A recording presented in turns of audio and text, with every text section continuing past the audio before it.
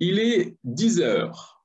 Je vous propose de commencer, Mulhouse, Mulhouse est bien représenté, de commencer ce webinaire. Je vais commencer par me présenter, ça va faire venir les retardataires et je vais vous proposer, si vous avez des questions et vous voulez qu'on échange, d'aller plutôt dans le fil de discussion sur les questions, parce que sur le question-réponse, on ne va pas tous voir vos questions et réponses, tandis que dans le fil de discussion, on va pouvoir le partager. Donc, je m'appelle Sébastien, je suis le fondateur, cofondateur de Me and My Boss, qui est un collectif de recruteurs avec un concept de recrutement innovant, dont je vous parlerai à la fin par rapport justement à notre méthodologie, juste une partie. Mais on a des recruteurs un peu partout en France et notre siège est à Rennes. Voilà, vous allez rapidement voir que je suis un passionné, je suis un ex-DRH qui a ouvert en 2009 un cabinet de recrutement et ensuite en 2013 ce nouveau concept de cabinet de recrutement, Me and My Boss, qu'on développe depuis maintenant presque 9 ans. Donc aujourd'hui, je vais partager mon écran.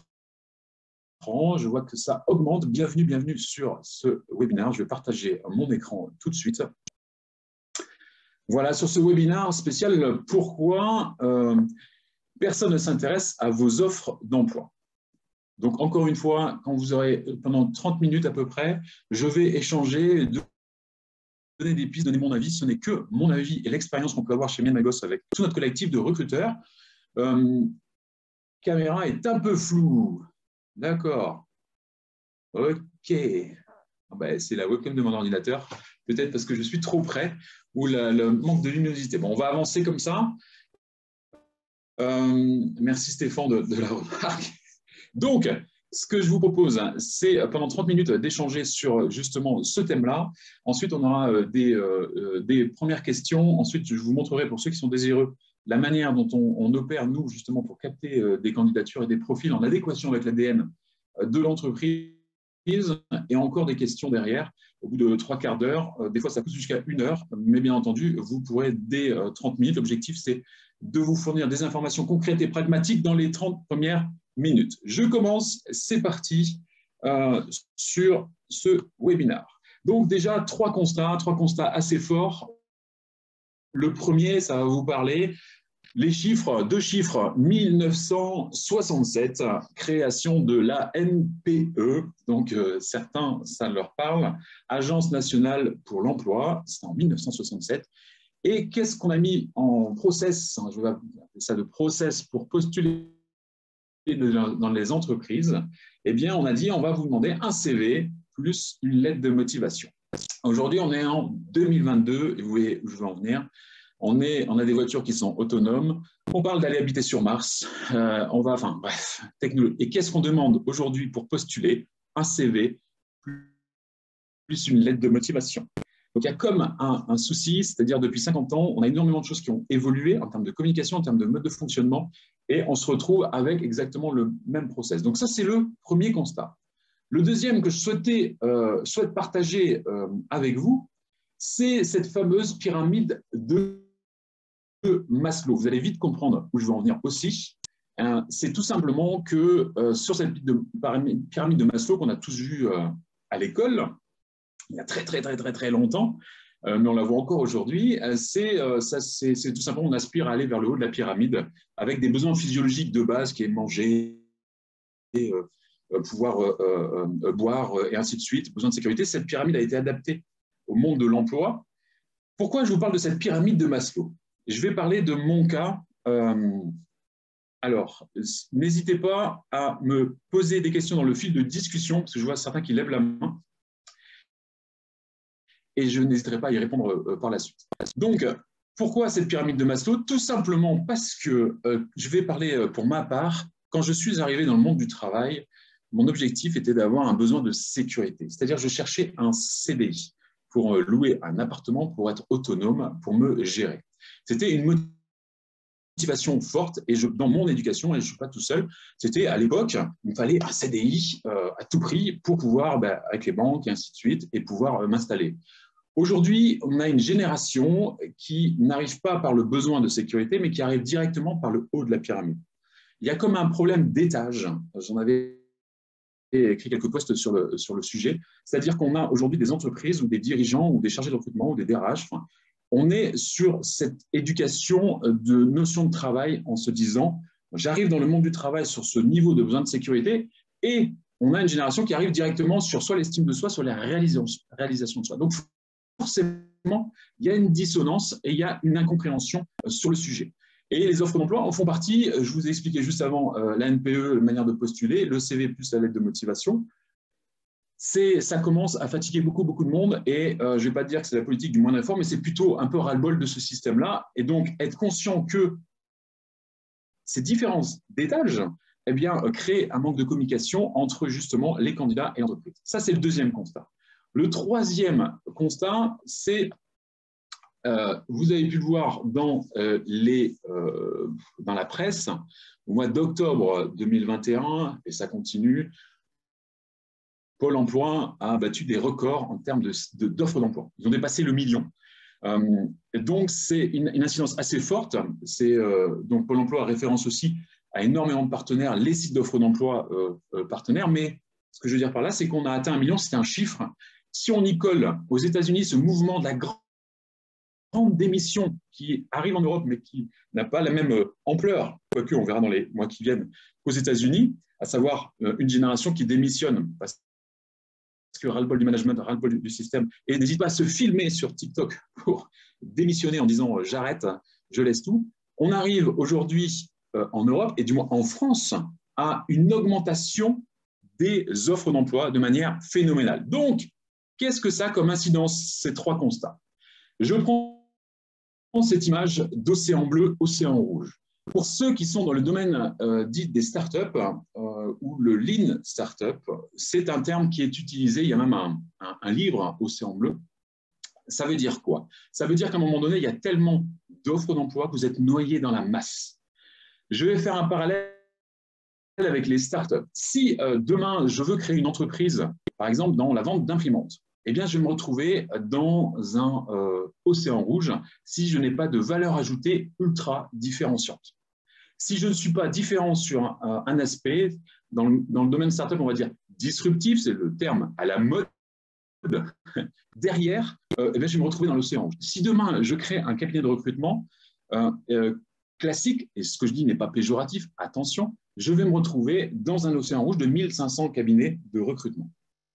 Donc, c'est quoi mon océan bleu? C'est quoi ma valeur ajoutée? C'est quoi mon élément différenciateur que je vais pouvoir mettre en avant?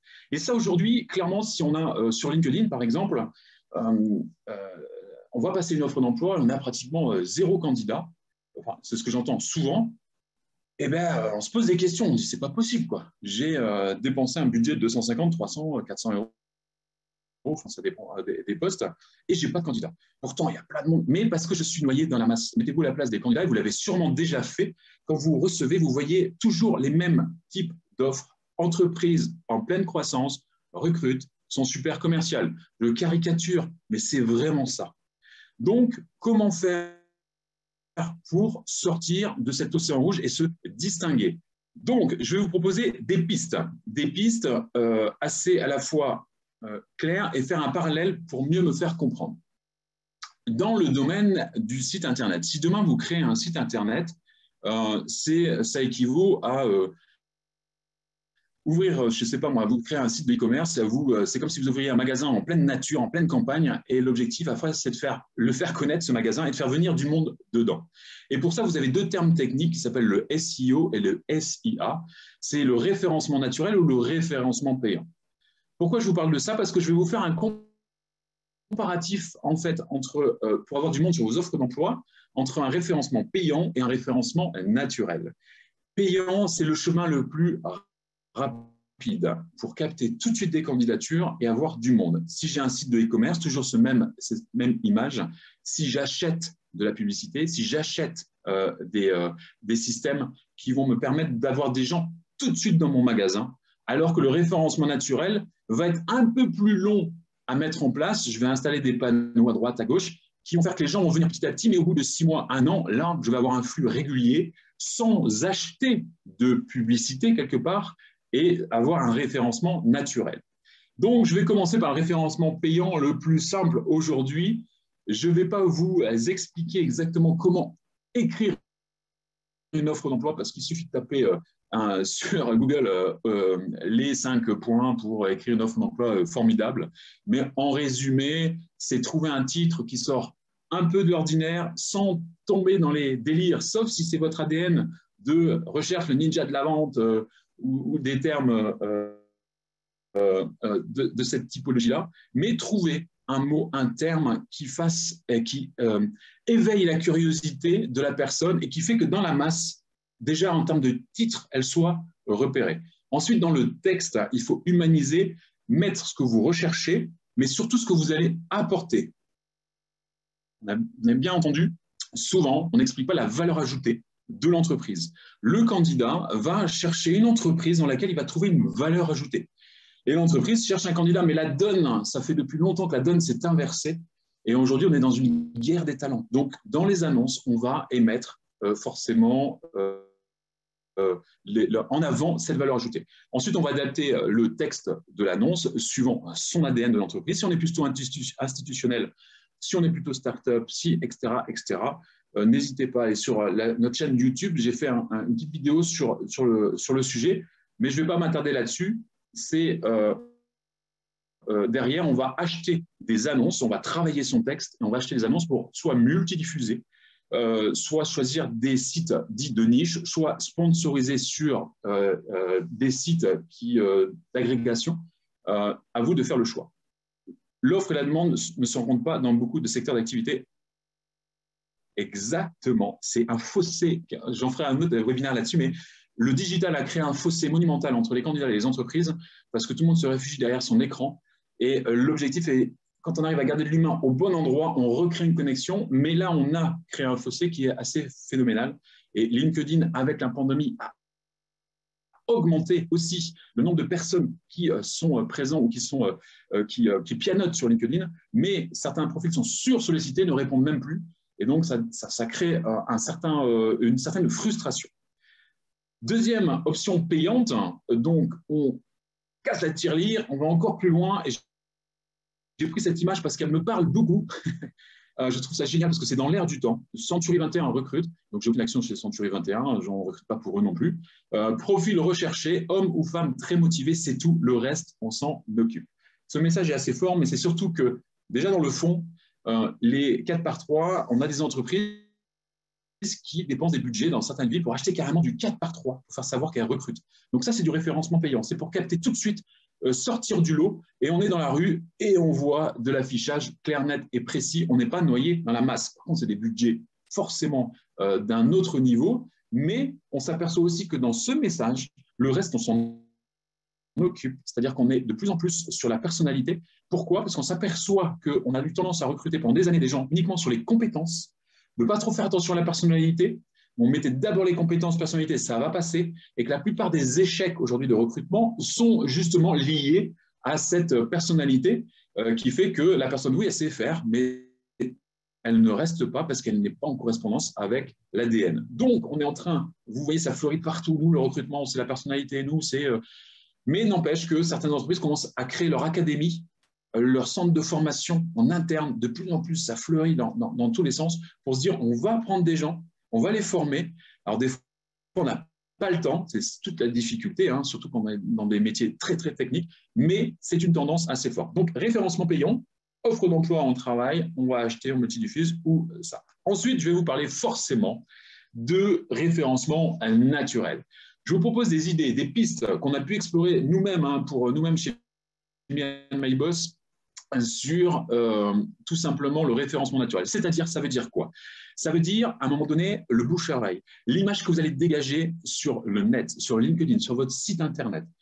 C'est, pour ceux qui connaissent Simon Sinek, je vous invite à aller voir ses TED, dont des talks, ça date déjà de 2009, donc ça fait plus de 10 ans qu'il prêche la bonne parole sur le sujet. C'est trouver pourquoi vos collaborateurs se lèvent le matin pour aller travailler. Qu'est-ce qui fait qu'ils sont motivés?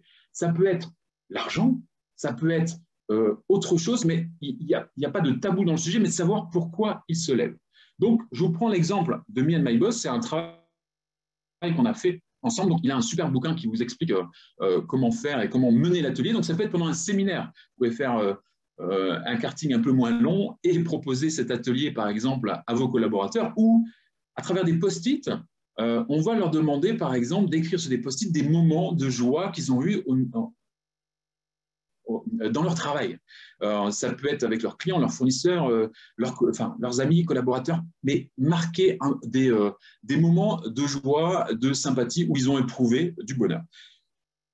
Là-dessus, vous allez sur un mur avoir un arbre qui est représenté. En fait, chacun va venir poser ses post-it sur les branches.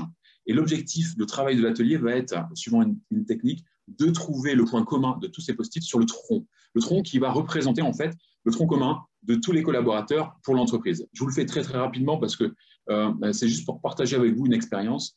Mais par exemple, chez Me & My Boss, on s'est aperçu que à chaque fois qu'on avait des entreprises qui nous disaient « Oh là là, si j'avais regardé que le CV, je ne l'aurais jamais recruté », c'est quelque chose qui nous procurait du bonheur.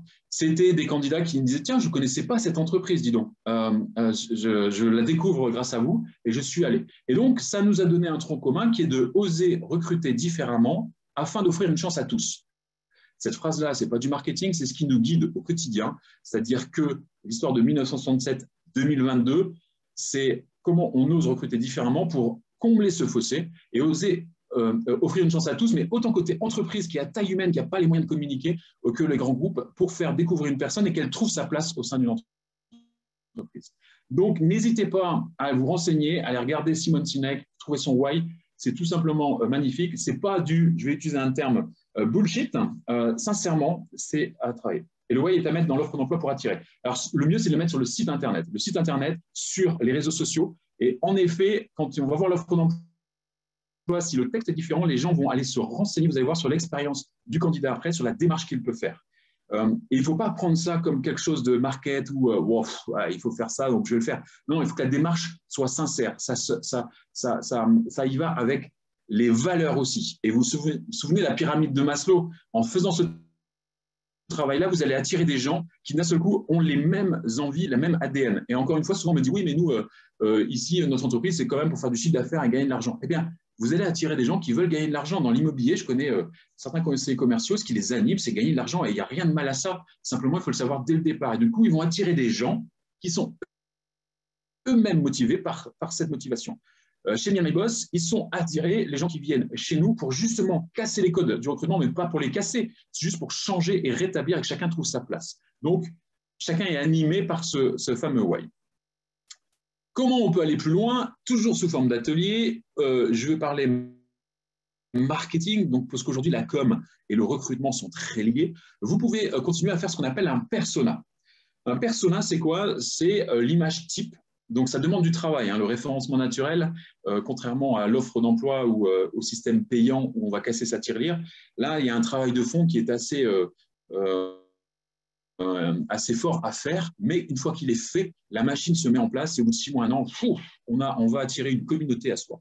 Donc, c'est réfléchir en fait tout simplement sur, je cherche des commerciaux un peu partout en France. Eh bien, je vais étudier les commerciaux que j'ai en interne et je vais réfléchir, les faire parler, les questionner sur ce qu'ils entendent, ce qu'il dit est fait, et on va noter. Et on peut faire des ateliers toujours avec des post-it, j'aime bien les post-it, parce que tout le monde peut s'exprimer. Derrière, on va aller poser ces post-it et vous allez voir en tirer des phrases, et on va même savoir sur quel site internet ils vont surfer. On va se dire, ah ouais, sur les techniciens de maintenance, par exemple, une denrée qui devient de plus en plus compliquée à trouver, eh bien, on va faire le persona tout simplement du technicien de maintenance, savoir ce qu'il entend, ce qu'il dit, il voit que le marché est tendu, il voit qu'il peut négocier son salaire, il voit qu'il… Et c'est quoi ses besoins? Et c'est quoi ses problèmes à lui? Voilà. Et quand vous allez travailler ça, eh bien, derrière les messages que vous allez faire passer, même dans l'offre d'emploi, vous allez mettre par rapport à ces problèmes et ces besoins des phrases. Ça devient limite de la vente, c'est-à-dire que vous allez trouver des phrases qui vont attirer ces personnes-là. Donc, ce persona, vous trouvez ça sur Google. C'est très simple. Je vous enverrai de toute façon le PDF si vous voulez travailler ça vous-même en interne. Mais quand vous avez un profil similaire en multisite, comme nous on peut le faire par exemple sur des directeurs de magasins ou autres, eh bien, on va faire ce travail de persona. Dernière chose, je prends un exemple où j'avais fait une conférence pour trouver des professeurs en fait, en Seine-Saint-Denis. Seine-Saint-Denis, milieu assez complexe où il manque de professeurs. Et donc, l'idée, c'est comment on fait basculer des personnes du monde professionnel, enfin privé, au statut de professeur avec une formation, tout ce qui va avec. Eh bien, on a fait un travail avec tous les directeurs d'établissement sur des personnages avec des jeunes profils un peu plus expérimentés et confirmés, des personnes qui sont dans le début de leur carrière professionnelle et d'autres qui sont proches de la retraite. Eh bien, figurez-vous qu'on a échangé avec des professeurs, justement, et on a su, via des post-it, ce qu'ils entendent, ce qu'ils disent. Et on a pu créer des messages pour attirer des gens qui ont envie de se reconvertir en tant que professeur par rapport à du why, un sens, ce qu'on a vu juste avant, qui nous permet d'aller cibler des personnes. Je trouve ça assez génial. Deuxième chose, travail que vous pouvez faire aussi en interne, c'est de savoir, je prends c'est ce qu'on appelle le business model Canvas. C'est un outil qui est développé pour les entreprises, à savoir aujourd'hui, c'est au milieu, il y a marqué ma valeur. C'est quoi ma valeur ajoutée sur le marché et à droite, quel type de client je cible? Eh bien ça, vous allez pouvoir l'adapter au profil que vous allez rechercher. On est dans la guerre des talents, c'est-à-dire qu'aujourd'hui, il faut être capable de dire qu'est-ce que je vais apporter de plus aux autres que mes concurrents par rapport aux candidats que je recherche. Je vais prendre l'expertise comptable. Souvent, quand je vois des experts comptables, je leur pose la question, vous recherchez tous des comptables, d'accord? Sauf que, qu'est-ce qui ferait qu'un comptable viendrait chez vous et pas chez votre concurrent? Ça serait quoi la valeur ajoutée? Et souvent, vous avez un silence qui dure, qui est là parce que on ne sait pas me répondre, on ne sait pas me dire, oh, bah, je ne sais pas moi, les tickets restaurants, la mutuelle, mais non, mais tout ça, enfin, mutuelle, c'est obligatoire. Qu'est-ce qui fait votre ADN? Qu'est-ce qui fait votre valeur ajoutée? Est-ce que, je ne sais pas, moi, vous créez des séminaires, à un moment donné, vous êtes plutôt orienté sur un portefeuille de TPE, vous accompagnez des dirigeants, vous leur enlevez une charge mentale sur la partie financière. Donc, c'est aller travailler cette valeur ajoutée. Et donc, en faisant ce travail-là, encore une fois, en équipe, c'est quoi votre valeur ajoutée? Qu'est-ce qui se passe dans votre entreprise qui fait la différence? Est-ce que c'est une entreprise familiale? Est-ce que c'est la taille humaine? À l'inverse, c'est un grand groupe. Donc, il y a une possibilité de carrière. On va aller gratter de ce côté-là. Et ensuite, à la place des clients, ce sont les fameux personas, les commerciaux, dans la com, les gens qu'on va viser. Eh bien, tout simplement, on va regarder dans les canaux et les relations clients comment on va communiquer avec eux. Ça peut être de l'offre d'emploi, mais du coup, il faut sortir de l'eau. Ça peut être de la publicité, ça peut être énormément de choses. Il y en a certains qui organisent même des soirées pour rencontres avec des managers dans les ESN, donc entreprises informatiques, font beaucoup ça pour rencontrer, aller à la rencontre des personnes. Et puis, comment on garde la relation avec nos clients. Donc, j'ai gardé le terme client exprès parce qu'on est vraiment sur quelque chose de similaire dans le mode de fonctionnement. Ça devient dingue. Il y a des chefs d'entreprise qui me disent « Mais Sébastien, là, c'est complètement fou, quoi. » Et en effet, il faut changer son mindset. Si aujourd'hui, le point commun de toutes les entreprises qui explosent, qui sont en croissance, c'est celles qui savent recruter, qui ont ce que j'appelle moi le pouvoir de recruter. C'est-à-dire qu'elles ont compris que la donne s'est inversée et à un moment donné, travaillent tout ce système-là d'ADN de leur entreprise, faire savoir à l'extérieur comment ils sont à l'intérieur. Tout à fait. Et donc, à partir de là, une fois qu'on est capable de faire ça, on va mettre en place un process. Et c'est là, sur le process, je regarde, il est 10h25, encore 5 minutes, et on va échanger. C'est comment je fais passer un candidat de l'expérience de la veille jusqu'à l'expérience au sein de l'entreprise. Aujourd'hui, tout est dit. Vous avez des sites comme Glassdoor, comme Meilleure Entreprise, et j'en passe et d'autres, où vous avez des personnes qui vont aller décharger leur expérience, souvent malheureusement négative, en disant voilà, n'allez pas dans cette entreprise, les managers sont comme ci, c'est comme ça, on est fliqué, il y a un machin, on est payé sur avance sur com, et comme je dis souvent, même pas peur. Alors moi, j'aurais jamais osé faire ça, et j'aurais jamais, encore moins laissé mon nom et mon prénom, et ben, aujourd'hui, c'est le cas. Donc, expérience de la veille. Quelqu'un en ce moment, janvier, février, septembre, octobre, c'est comme les salles de sport. Vous avez des personnes qui se posent énormément de questions.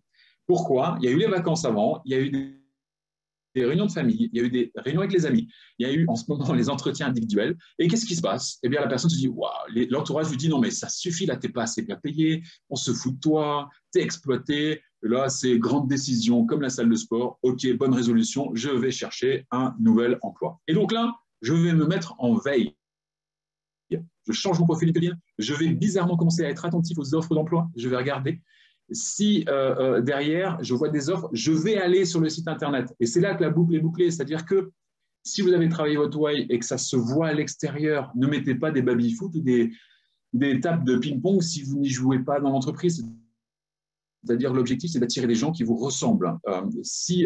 Donc, cette expérience de la veille, vous allez mettre en place une stratégie avec vos équipes.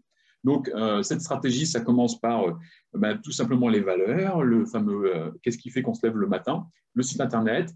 Et ensuite, on va proposer une expérience de l'information. La personne, là, c'est ce qu'on appelle le site carrière. Donc, le site carrière, pareil, de plus en plus d'entreprises s'équipent de sites carrière avec l'objectif, c'est d'avoir une expérience de l'information. Je m'informe et ça me donne envie d'aller plus loin, de postuler. Et c'est là, par contre, on a un progrès en France à faire qui est phénoménal sur la manière de postuler, la manière de rentrer en contact. On est encore à envoyer des CV, lettres de motivation sur contact@. Merci. Enfin, dans des villes, je vous assure, il y a des étudiants, je l'avais déjà dit sur un webinaire, mais qui en font un business. C'est 30 € la lettre de motivation. 30 € la lettre de motivation. Donc, on a des personnes qui vont, mais c'est normal, c'est la règle du jeu. C'est-à-dire qu'ils vont sur le site, ils regardent ce qu'il y a, ils vous écrivent une lettre de motivation. Et combien de DRH me disent qu'ils ne lisent plus les lettres de motivation? Donc, il y a cette expérience pour postuler qui est quand même assez énorme à faire. Et l'expérience du recrutement, c'est pareil, on a tendance à négliger ou pas faire attention sur le process de recrutement. Donc, c'est important d'avoir un process, c'est-à-dire que la personne, une fois qu'elle est captée, c'est l'informer en amont, la faire venir, l'accueillir avec nous, ce qu'on appelle les 5 sens, c'est-à-dire vérifier que la salle, c'est du b.a.-ba, mais vérifier que la salle est sympathique, mettre des produits sur la table pour qu'il puisse toucher, c'est mettre à l'aise la personne et non pas lui faire un entretien dit stressant, mais un entretien à l'inverse, parce qu'aujourd'hui, plus on met le candidat à l'aise, plus on va avoir d'informations et non pas ce qu'on pouvait faire avant en se disant je vais stresser le candidat, je vais voir ce qu'il a dans les tripes. Mais ça ne marche pas parce qu'il sort de là en se disant mais c'est n'importe quoi cette entreprise. Donc, je ne vais pas rentrer dans les détails du process de recrutement, mais c'est extrêmement important de tenir surtout informé en termes de communication sur l'avancée. Plus il y a d'entretiens, et c'est là que ça devient compliqué, plus on perd les candidats, c'est-à-dire trois entretiens, ça devient très compliqué sur Paris. Dernièrement, j'ai vu des commerciaux qui en étaient au 2e ou 3e entretien. Et une entreprise à côté a fait un seul entretien. À la fin du entretien, ils lui ont carrément proposé un contrat. Clé en main.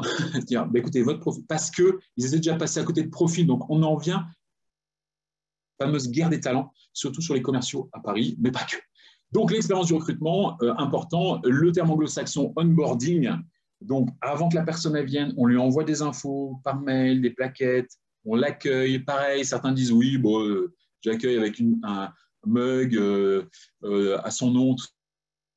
Tout ça, c'est un peu bisounours. Non, ce n'est pas bisounours. Ça a une incidence assez forte sur le fait que la personne se sait attendue. Vous vous souvenez de la pyramide de Maslow, reconnaissance, eh bien, c'est ça.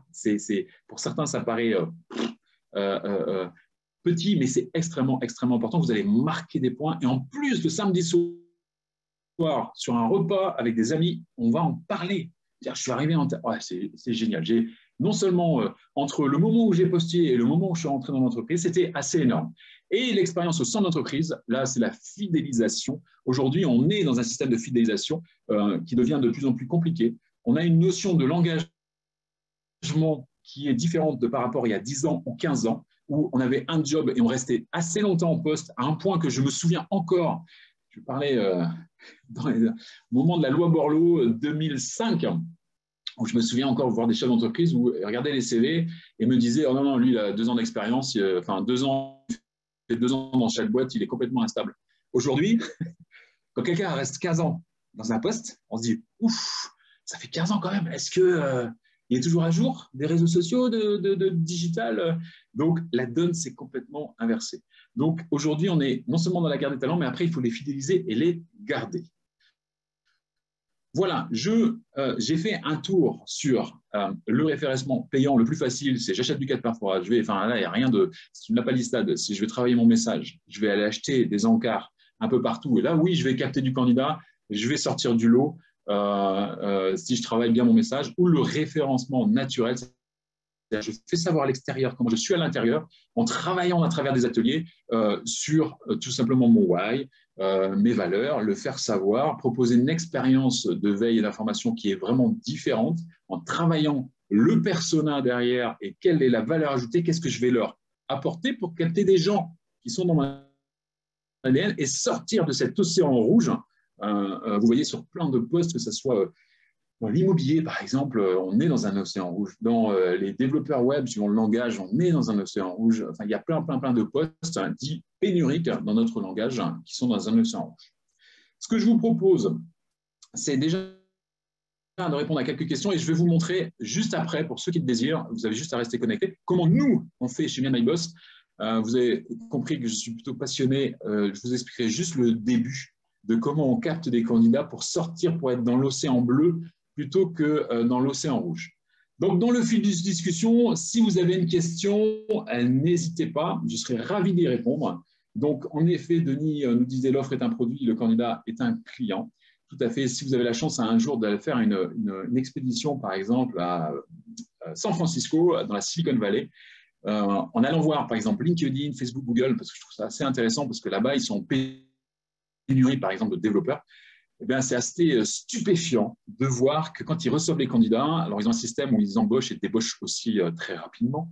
Il y a moins de risques et peur de se tromper, mais n'empêche que j'ai assisté à des entretiens de recrutement où ils demandent aux candidats la taille de la télé, comment il lave son linge, ce qu'il aime manger, etc., etc. Et derrière, l'argumentaire, c'est de dire, bah, si vous venez chez nous, la télé chez nous, elle est comme ça, elle est comme ça. Et ils expliquent que le candidat, en fait, le collaborateur doit se sentir mieux au travail que chez lui. Donc, ils mettent les moyens. Et derrière, ils ont même créé, écoutez bien, un lien entre toutes les entreprises pour garder sur le secteur géographique, en fait, les talents. À un point que, chez LinkedIn, par exemple, ils nous montrent un tableau où ils nous disent, bien, quand j'ai un développeur qui en a marre, ça fait 2-3 ans qu'il est chez nous, il pense avoir fait le tour, il me le dit en entretien individuel et je lui propose d'aller chez Facebook ou Google ou Uber, etc., etc. Et de là, il y a un graphique du nombre de développeurs qui sont partis chez les autres et combien d'autres lui ont envoyé pour voir s'il est en déficit ou pas. Je trouve ça complètement dingue, mais ça montre des tendances à l'extrême et de ce qui se passe tout à fait. Et ce n'est pas duplicable en France parce qu'on a un système RH qui est complètement différent, mais c'est toujours intéressant. OK, est-ce que vous avez des questions? Sinon, je vous montre tout de suite ce que nous, on est capable de faire, enfin, ce qu'on a travaillé sur le sujet. Eh bien, c'est parti et on aura l'occasion de reposer des questions. Donc, deuxième partie, juste, ça dure 5-10 minutes. Comment on fait pour sortir, nous, de l'océan rouge? Eh bien, tout simplement, on va détourner la publicité. On a créé un produit qui s'appelle Question de Job, Question to Job, qui, en fait, on va mettre le titre d'un poste et un lieu, et tout simplement, on va mettre devant les yeux des personnes que l'on vise ce titre de poste. On va jouer, en fait, on a cherché énormément d'incitations, comment faire cliquer les gens pour les amener à discuter avec nous. Notre objectif, c'est ça, c'est comment on amène un profil à discuter avec nous. On ne peut pas être tout le temps sur sa messagerie, on ne peut pas être 24/24. Donc, notre objectif, c'est de créer une conversation qui soit dite asynchrone, c'est-à-dire qu'on préenregistre certaines réponses, vous allez voir, mais pas une intelligence artificielle, via un parcours. Mais derrière, notre objectif number 1, premier défi, c'était comment on capte la personne. Eh bien, la curiosité humaine fait faire énormément de choses. Quand vous voyez sous vos yeux passer un titre de poste que c'est vous, vous vous dites, mais qui c'est qui recrute quelqu'un comme moi? Et donc, on joue à ce qu'on appelle l'entreprise mystère. On propose au candidat de jouer un petit jeu, même si le mot jeu est un peu exagéré, c'est-à-dire quand il clique, on va lui dire, on te pose une question, et en échange de tes réponses, eh bien, derrière, on te donnera un indice. Et au bout de 5 indices, on te révèle l'identité de l'entreprise et tu nous dis si tu as envie d'y aller ou pas. Voilà. Donc, il y a un côté ludique, mais en fait, le mot question est fait pour rassurer, parce qu'on a essayé énormément de choses, c'était en 2013, et on perdait des candidats parce qu'ils avaient peur derrière, ils disaient, dans quoi je m'embarque? Et le mot question rassure, en fait. Et plus que des questions, c'est un parcours en 5 étapes. Pourquoi pas 6, pourquoi pas 4? Tout simplement parce qu'au bout de 5, après, on perdait les personnes. Et faire vivre une expérience, c'était la limite. Et il y a 5 thèmes qui sont abordés qui nous permettent, en fait, aux candidats de le capter, vous vous souvenez, montrer la valeur ajoutée. Et en même temps que le candidat se livre sans être précodé. Il ne sait pas qui recrute. Donc, on lui fait une promesse. S'il ne valide pas à la fin sa candidature, une fois qu'il a découvert le nom de l'entreprise, eh bien, personne ne le saura jamais. RGPD oblige. Donc, du coup, les profils, par exemple, financiers qui étaient un peu peureux sur le système vont commencer ce parcours. Et dans l'étape 1, notre objectif, c'était de le faire rentrer dans la conversation. Eh bien, on s'est aperçu qu'en jouant sur l'ego, le moi, c'est-à-dire qu'on dit tout simplement, parlez-moi de vous, quelque chose qui n'apparaît pas dans votre CV.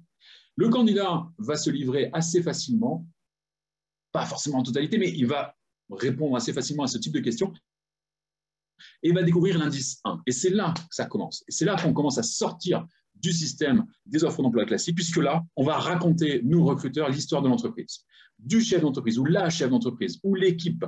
Et derrière, plus ça a commencé dans un garage, mieux c'est. C'est souvent la phrase que je dis parce qu'il faut que le candidat sente qu'il y a du sens, que ça vient de quelque part, qu'il y a une aventure à vivre. Dès l'instant où il a commencé à découvrir l'histoire, et si on a des photos des premiers bureaux, et qui sont un peu en noir et blanc, c'est encore plus de matière pour nous. Ça nous permet de…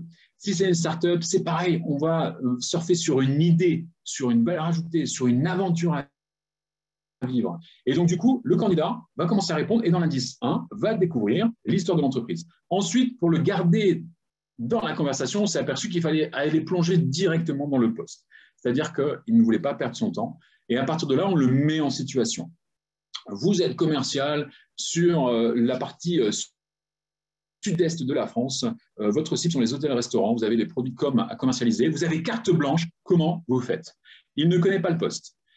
Donc, il va se livrer sans être précodé. Il n'a pas été sur le site Internet pour répondre à ce que vous avez envie d'entendre. Non, il va se livrer. Donc, s'il est dans le match, c'est-à-dire que s'il est du milieu, il va utiliser un vocabulaire en disant je vais les restaurateurs, il faut plutôt les voir pendant la pause.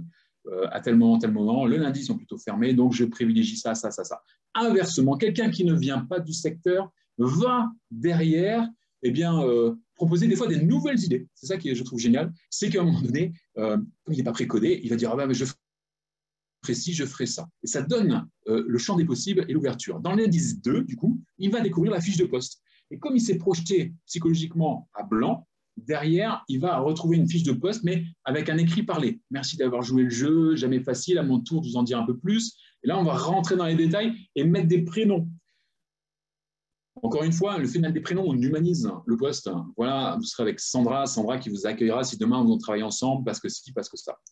Et on va rentrer dans le détail, mais vraiment dans le détail. On ne va pas mentir, on ne va pas faire du marketing, on va être vraiment sur de la vraie info pour encore une fois attirer des gens qui vous ressemblent.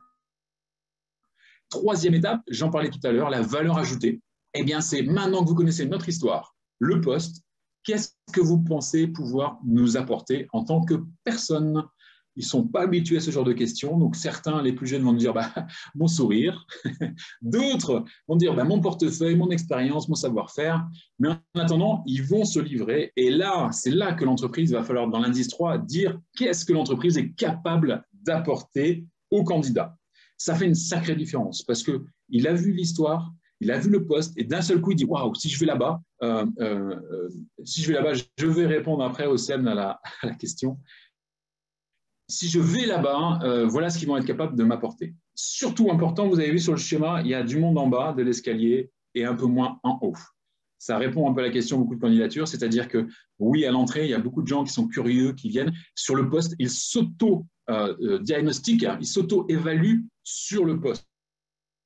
Et ça, c'est génial ici, parce que je vous assure qu'on appelle du coup derrière des candidats, vous avez répondu à la question de job, ils savent tout de suite. Alors que là où des offres d'emploi, on postule en un clic, on envoie son CV un peu à droite à gauche, c'est différent. Là, ils sont pris par le système.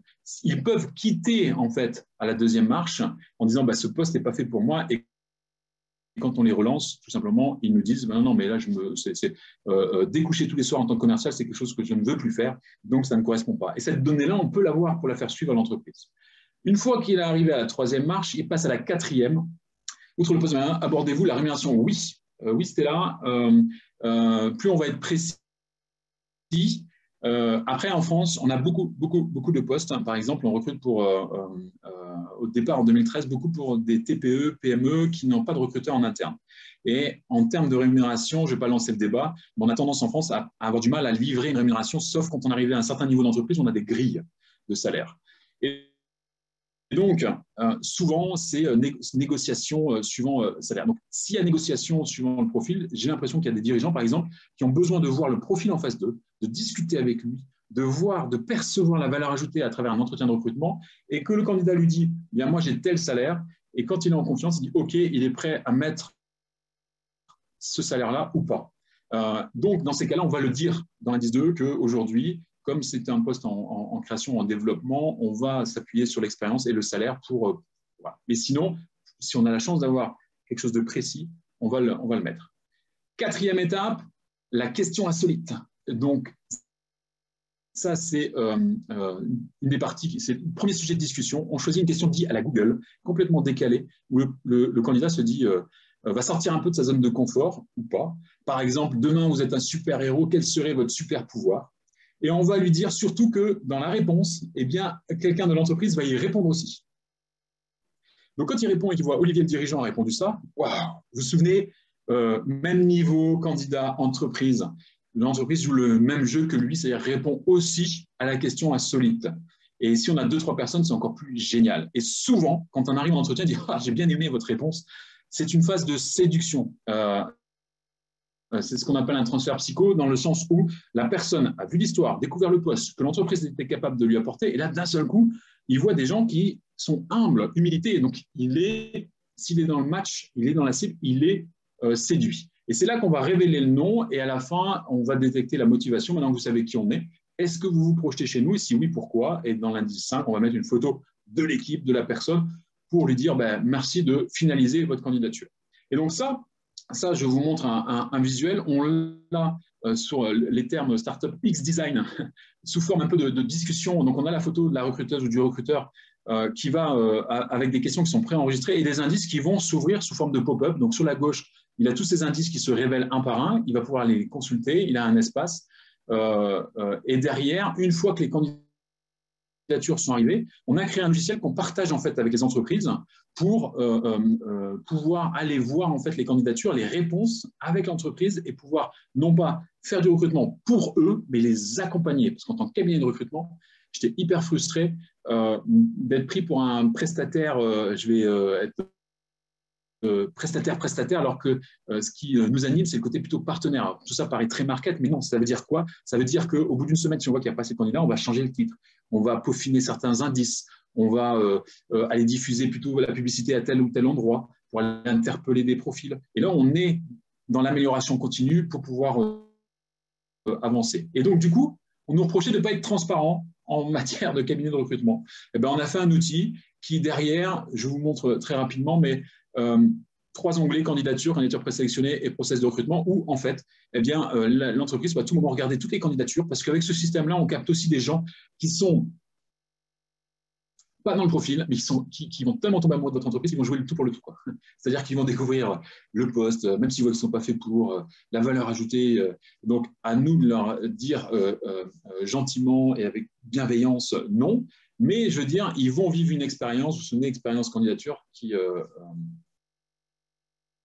voilà. Je lis dans la discussion. Bonjour, pour le belge, est-ce que vous pensez que votre site serait utilisé? Écoutez, oui, pour l'instant, on a une personne là-bas, mais on ne recrute pas encore en Belgique, puisqu'on Me & My Boss se développe aujourd'hui avec des franchisés. On a 10 franchisés aujourd'hui qui représentent Me & My Boss sur la France, qui utilisent ce concept-là pour accompagner les entreprises pour recruter. La Belgique, la Suisse fait partie de nos cibles d'implantation. Donc voilà, on en reparlera, Sonia. Mais c'est surtout je vais utiliser un terme technique, les job boards en Belgique qui sont différents de la France, avec tout Stagestone par exemple, ou on adore Hello Work par exemple, en France. Donc voilà un peu, je vous montre, je pourrais rentrer dans le détail, mais l'objectif c'était surtout de vous montrer ce système-là dont on est très très fiers, d'aller mettre ça sous le nez des candidats. Du coup, ils se disent c'est qui, et tant qu'ils n'ont pas cliqué, ça revient dans le visage. Ils appellent ça du retargeting. Je trouve ça énorme. Et du coup, ça nous donne de très très bons résultats. Et du coup, on recrute aujourd'hui sur toute la France pour des recrutements dits multisites. Où, par exemple, des chaînes cherchent des directeurs de magasins, ça peut être des franchises aujourd'hui qui cherchent des franchisés, et ça peut être aussi en local, des directeurs financiers, des commerciaux et tout ça, avec ce système-là, et on sort clairement de l'océan rouge. Voilà, place aux questions. Je serais ravi d'avoir quelques questions. N'hésitez pas, vous êtes déjà encore plus d'une centaine. Est-ce adapté aux salariés ou aux indépendants type salarié? Alors, c'est marrant parce qu'on a commencé au recrutement salarié et depuis à peu près 2 ans, alors nous-mêmes, on se développe en franchise et on a une enseigne qui s'appelle Raison Home, qui est du côté de Rennes, dans le siège du côté de Rennes, on a testé ce système avec la franchise, c'est-à-dire c'est plus l'entreprise mystère, mais c'est la franchise mystère quelque part. C'est dire arrêtez de réfléchir à ce que vous voudriez créer comme entreprise, d'autres l'ont déjà fait pour vous, ils ont un concept clé en main. Et via ce système, on cache l'identité de la franchise et ils la découvrent au fur et à mesure. Et ça marche plutôt bien. Oui, avec grand plaisir. Un grand plaisir. Vous avez compris qu'on veut vraiment oser recruter différemment. Donc Louise, oui, on va vous envoyer un mail derrière sans problème là-dessus. Avec grand, grand plaisir. Est-ce que vous avez des questions? N'hésitez pas, parce que je vois que toute la France est présente. Nous avons encore 10 minutes. Je vois une question. Ne faut-il pas garder maintenant une frontière forte entre vie pro et vie perso? Quentin. Alors, j'ai envie de dire, Quentin, il y a 2 écoles. Si on va regarder dans les pays anglo-saxons, parce que je suis animé par une petite flamme.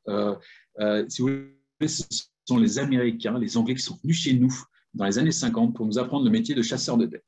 Et j'aimerais bien qu'à un moment donné, on renverse la donne et que la French Touch soit capable d'aller justement via un système où on remet de l'humain et on met de l'intelligence artificielle au service des recruteurs et non pas l'inverse, pour pouvoir justement être performant. Et là-bas, dans les pays anglo-saxons, le perso et le pro sont complètement mélangés. C'est-à-dire qu'en fait, j'utilise cette phrase-là que j'avais entendue d'un étudiant d'AgroCampus, où j'intervenais, qui me disait « on me prend comme je suis ou on ne me prend pas ».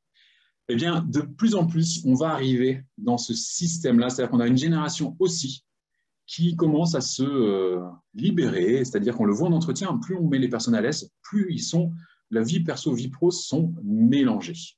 Donc, voilà, c'est un vaste sujet, ça peut faire un débat, mais j'ai envie de dire, c'est une stratégie personnelle à adapter.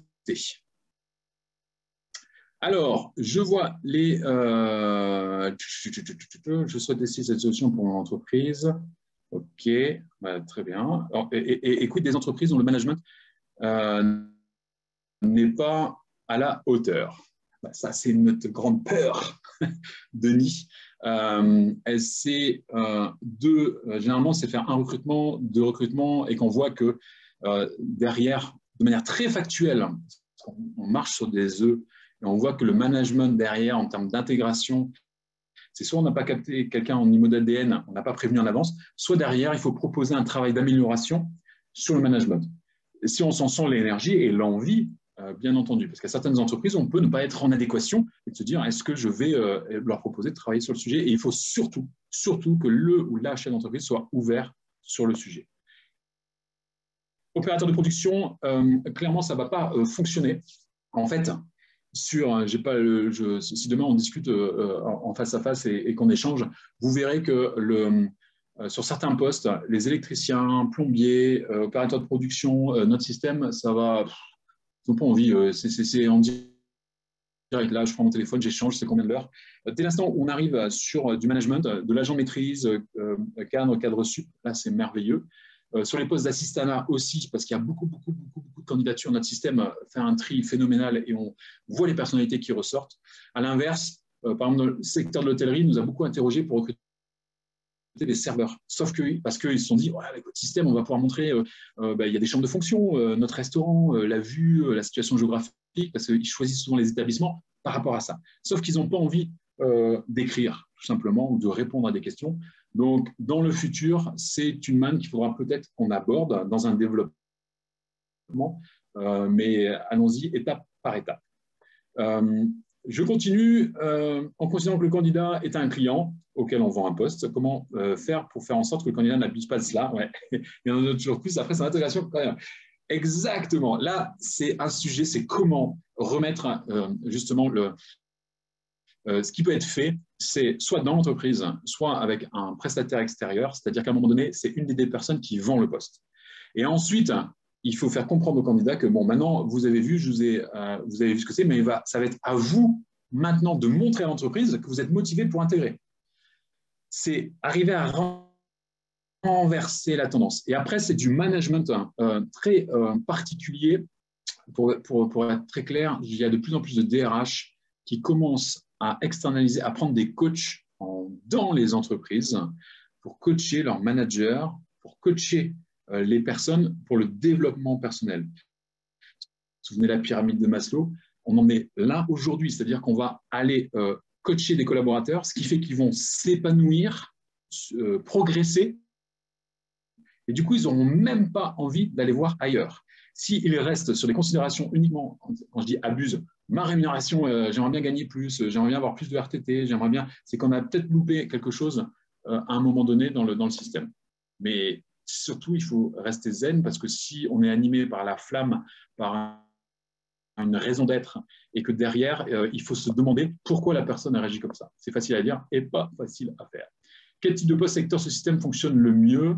Clairement dans la communication, dans les RH, dans la finance, les responsables administratifs et financiers, enfin tous les directeurs commerciaux, les commerciaux chargés d'affaires, par exemple, je vais les citer parce qu'on travaille pour eux, AXA, dans le système d'assurance, il y a une génération qui se précode sur ce métier-là. Et donc, grâce à notre système, on peut montrer l'école de formation, ils ont un château, tous les outils, les logiciels, et du coup, on capte des candidatures. Là où ça va être un peu plus pénurique, et du coup, notre système, il va falloir qu'on le force un peu, c'est sur certains profils qui sont semi-pénuriques. On n'ira pas sur de la chasse de tête pure, ou sinon vraiment à la marge, mais on va étudier avant avec vous, savoir si c'est faisable, parce que notre grande peur, c'est de dire qu'à un moment donné, vous vivez l'expérience et qu'il n'y a pas de candidat, et au milieu ça ne marche pas. Et ça, c'est hors de question. Donc, on va étudier avant, en fait, la faisabilité de tout ça. Nous sommes un réseau de franchises présentes en France, en Allemagne, en UK. Le multiposting fonctionne très bien en Belgique et en France. Nous disons oui, recrute. Ah, c'est super, c'est une entreprise rennaise. En revanche, cela fait 2 ans que nous galérons pour recruter en Allemagne des franchisés indépendants, mais aussi des gérants salariés. Une solution pour nous, malheureusement, j'en ai pas un instant T. C'est un sujet qu'on va aborder, mais je suis obligé d'y aller étape par étape, sinon mes équipes me disent Sébastien, ça va. Mais ça serait intéressant d'en discuter ensemble, David, pour le futur, parce que ça m'intéresse et parce qu'on a recruté plus pour les entreprises allemandes qui recrutaient en France et pas inversement, surtout dans le domaine de la cuisine. Donc, si vous voulez, David, on pourra en discuter et plus de passionné à passionné pour les pistes qu'on pourrait échanger là-dessus. Très intéressé par votre solution pour un recrutement pénurique sur Rennes. Bah, écoutez, oui, on peut un système d'information, donc il faudra regarder, mais sur exactement quel type de poste. On va aller évaluer les bases de données, l'approche, mais en attendant, bah, très bien David, et en attendant, clairement, notre approche fait qu'on sort, on n'est pas dans le message vous êtes formidable, il faut qu'on parle, j'ai un poste pour vous, ce que je vois régulièrement dès